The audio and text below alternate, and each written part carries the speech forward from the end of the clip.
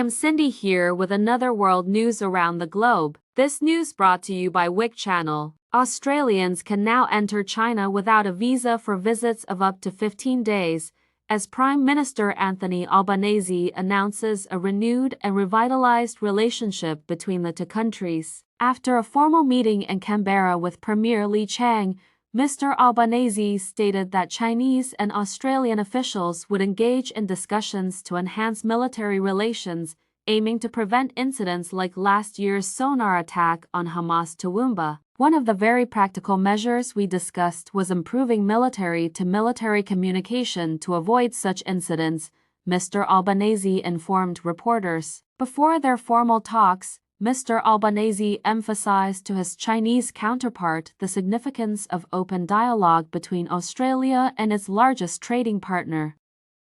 We consistently advocate for a peaceful, stable, and prosperous regional world where countries respect sovereignty and adhere to international laws and obligations, including those related to human rights and overall conduct among states, he said. I sincerely hope that through my current visit, I can work with you to build a more mature, stable, and fruitful comprehensive strategic partnership between our two countries, delivering greater benefits to our peoples, he added. In another development, German companies are expressing concern over declining prices in China. German companies are grappling with falling prices and weak demand in China, according to a report released Monday by a business organization which also criticized European tariffs on Chinese electric vehicles (EVs) as counterproductive. China, a key trading partner for Germany, has accounted for a significant portion of German sales.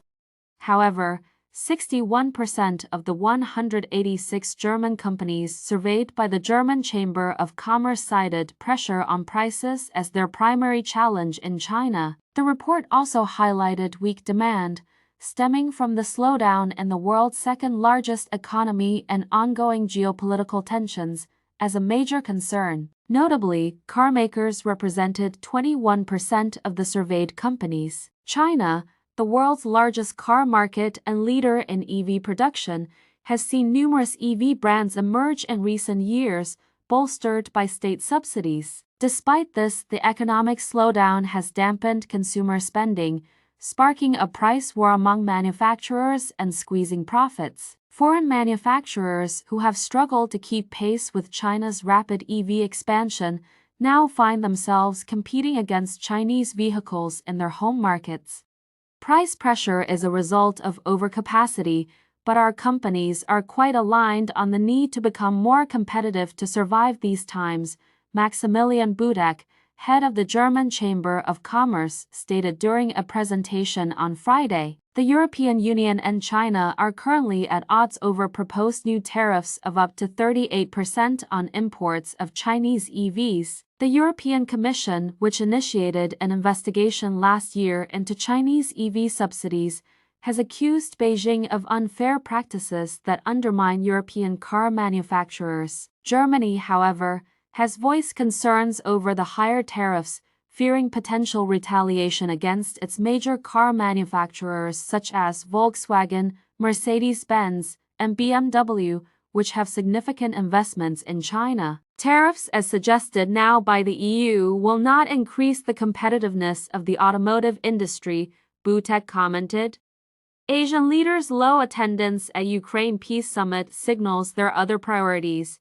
Analysts suggest that the low attendance of Asian leaders at the Ukraine Peace Summit indicates their other priorities. The Ukraine Peace Summit, aimed at addressing the ongoing conflict and seeking resolutions, saw minimal participation from Asian leaders. This low turnout reflects their focus on pressing regional issues and economic challenges rather than distant geopolitical conflicts. Experts point out that Asian countries are currently more concerned with internal matters such as economic recovery post-pandemic, trade relations, and regional security threats. For many Asian nations, the conflict in Ukraine is not seen as an immediate concern, leading them to prioritize their own domestic and regional agendas.